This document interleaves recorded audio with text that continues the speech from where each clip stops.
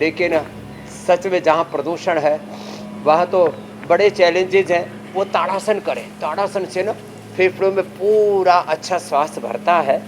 और जैसे आपने कहा, जिनके घर पेड़ पौधे लगाने के लिए जगह नहीं है, तो जो अंदर इंडोर जो प्लांट्स हैं और उसमें भी गिलोय, एलोवेरा, पारिजात, निर्गुंडी, सहजना, ब्राह्मी, शंखपुष्पी, आयुर्वेदिक जो प्लांट्स हैं, अलग अलग प्रकार के पेड़ पौधे उनको लगाएं।